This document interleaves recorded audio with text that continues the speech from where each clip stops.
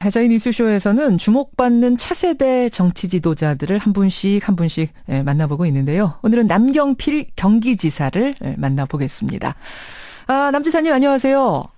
네, 안녕하십니까. 요즘 여러 군데서 말씀을 많이 하셨지만 저는 계속 들으면서 이게 진짠가 아니면 그냥 논의나 해보자 하는 정도인가 궁금해서 다시 한번 질문을 드립니다. 네. 수도 이전 이거 네. 진짜로 하자는 말씀이세요?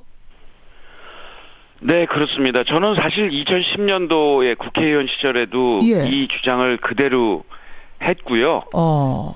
갑자기 생각한 게 아닙니다. 왜냐하면 예.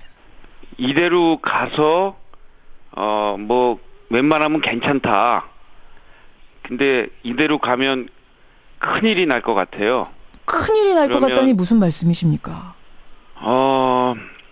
이 대한민국 전체가 지금 상당한 그 중병을 앓고 있다. 어허.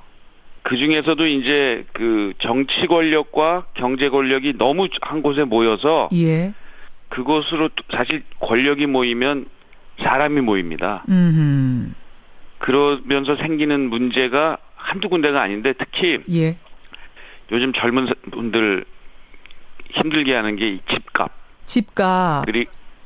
그리고 교통지옥. 예, 아침에 지금 출근하신 분들 얼마나 힘드세요? 예. 그리고 또 미세먼지, 사교육비, 이런 문제들의 근본이 사실은 너무나 많은 권력이 한 곳에 집중되어 있는 것인데요. 서울 집중 현상.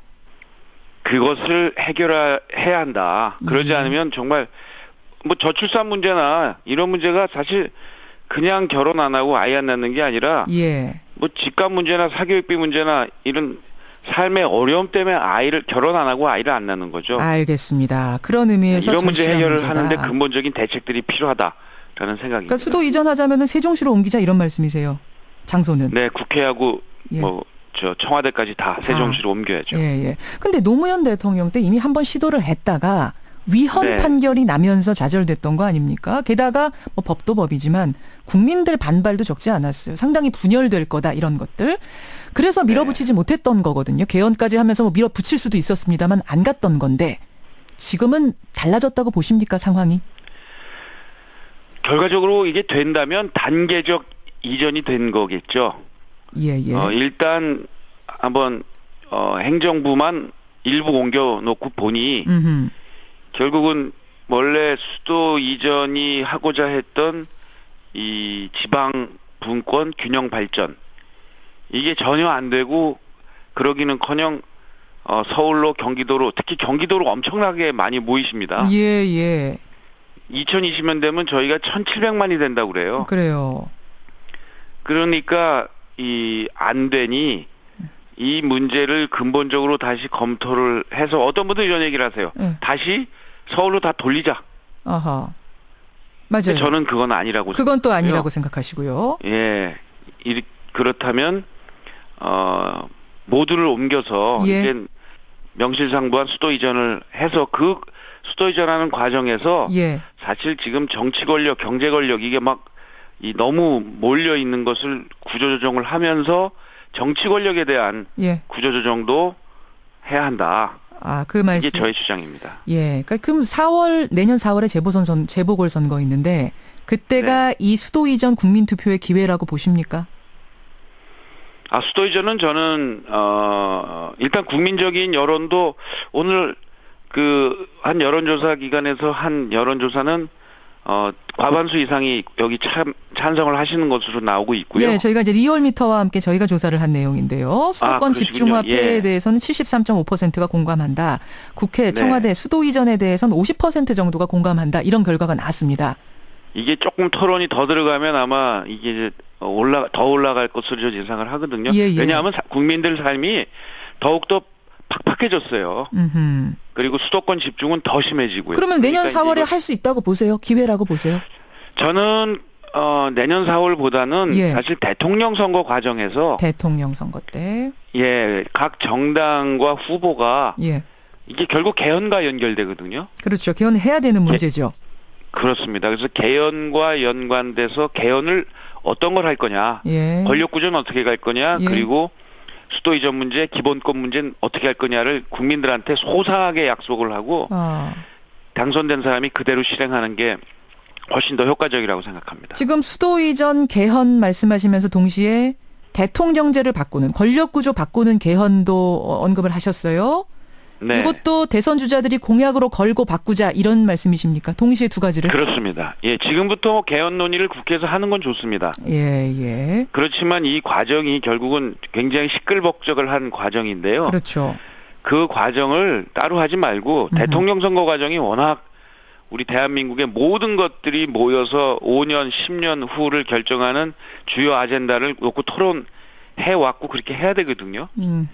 이번에는 개헌론과 관련해서 옛날처럼 뭐 그냥 제가 대통령 되면 개헌 추진하겠습니다. 이런 식으로 저 동남강 신공항 같은 이런 빌공짜 공약을 할 게 아니고요. 아하.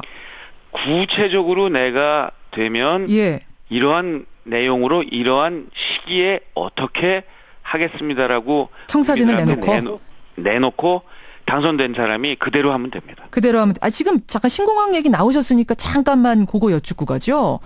네. 밀양이냐 가덕도냐 10년 갈등하다가 결국 백지화 결론. 이 과정 보면서는 어떠셨어요?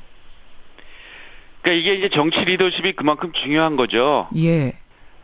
이게 결국은 보면 갈등은 양산되고 결론은 제자리 뭐 이렇게 되니까 뭐 어느 분도 만족하지 않는 결과가 특히 이제 이것과 때문에 갈등을 겪었던 분들이 허탈하게 생각하시는데 예. 앞으로 이제 이러한 그 국가의 대계를 이렇게 짧게 논의하기보다는 긴 호흡으로 얘기할 수 있는 제도 이런 것들이 이 권력구조 개편 과정에서 어떻게 해야 뭐 저출산 문제, 고령화 문제, 뭐 남북 통일 문제 이런 거를 정당들 간에 또는 후보 간에 그 대통령이 누가 되느냐에 따라서 이렇게 막 변하는 것이 아니라 여야가 함께 10년, 20년을 약속할 수 있는 제도가 무엇인가 이런 것을 논의할 좋은 이유가 하나 추가됐다고 생각합니다. 그래서 지금 1년 6개월 대선 전에 이 화두를 던지는 거다 이런 말씀이세요? 지금부터 공론을 지금부터. 아니 이 정도로 큰 화두, 굉장히 큰 화두 아닙니까? 이 정도 화두를 진지하게 던지고 계신 걸 보면 그거 내가 추진해보겠다는 포부 없이는 이거 힘든 것 같은데요. 뭐 대선에 출마할지 여부는 내년에 결정하려고 합니다. 사실 뭐 말씀도 드렸지만 무슨 뭐 아예 뭐 이 생각도 안 하고 있다 이런 건 아니고요. 그렇지만 저는 경기도지사로서 지금 할 일들이 너무 중요합니다. 이 문제, 그건 물론 맞습니다만. 이 문제도 사실 경기도지사로서 고민이 있는 게요. 1,700만이나 되는 국민들이 오시는데 과연 우린 준비는 돼 있는가? 교통 문제, 일자리 문제, 뭐 집 이런 거 준비가 돼 있는가? 또 이 수도권에 있는 이런 자꾸만 쌓이는 규제 문제 그대로 놔둬야 되는 거냐? 이런 것에 대한 고민을 또 추가해서 조금 현실적인 안을 또 추가해서 내놓은 것이기 때문에요. 제가 뭐 대선 질문할 때는 늘 국민적 요구를 전제로 하고 저는 질문을 드립니다. 내년에 국민적 요구가 있다면 그땐 어쩌실 것인가? 이런 거죠. 그래서 그때 판단하겠습니다. 그 부분도. 아니 근데 판단하는 건 수도를 이전하자라는 주제 정도를 던지셨으면은 이거는 책임지고 던지셔야 되는 거 아닙니까? 다른 사람한테 공약 내라 이렇게 미루시면 안 될 것 같은데요.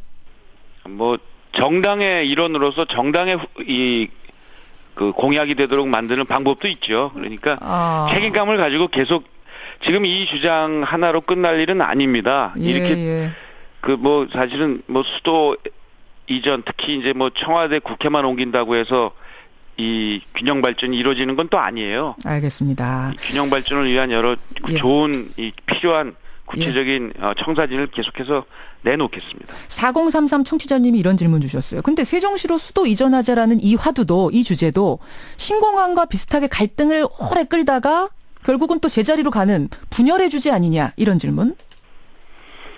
일단 했습니다. 지난번 노무현 대통령 때 이걸 했죠. 그렇죠. 근데 이게 미완입니다. 그러면 완성할 것이냐 말 것이냐를 결정을 해야죠.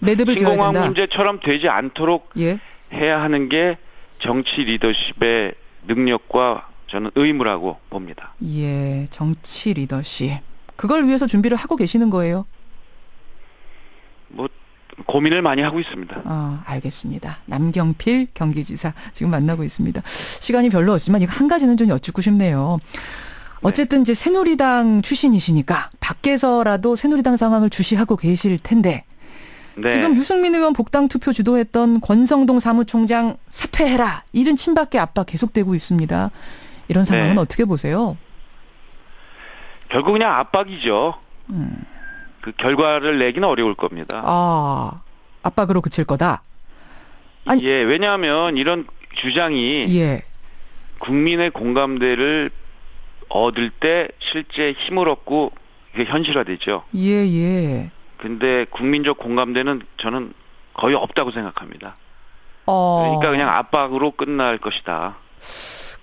이제 전당대회를 앞두고 이런 논란이 벌어진 거거든요. 결국 계파 싸움이 벌어진 건데, 일부에서는 네. 당 주류인 친박이 당권 잡아야 이런 갈등 없고 국정 후반기가 안정화될 거다라는 주장도 하는데, 그 부분은 어떻게 보세요? 이제 그런 얘기를 놓고 전당대회에서 한판 정말 멋진 승부를 벌여야겠죠. 그러면 우리 당원들, 과연 우리 당원들이 볼 때, 국민들이 보실 때, 예. 어떤 세력이 당권을 잡고 어떤 사람이 그 가운데 대통령 후보로 선정이 돼야 우리 새누리당이 다시 집권할 수 있고 새누리당이 국민들 입장에서 봤을 때 바람직한 방향으로 변화됐구나 라고 느끼실지는 국민들과 당원들이 잘 판단하실 거라고 저는 믿습니다. 알겠습니다. 우리 국민들 당원들 정말 이번 선거 결과도 보면 무섭게 아주 바른 방향으로 가시는 것 같아요. 알겠습니다. 예, 여기까지 오늘 말씀 듣도록 하죠. 남경필 지사님 고맙습니다.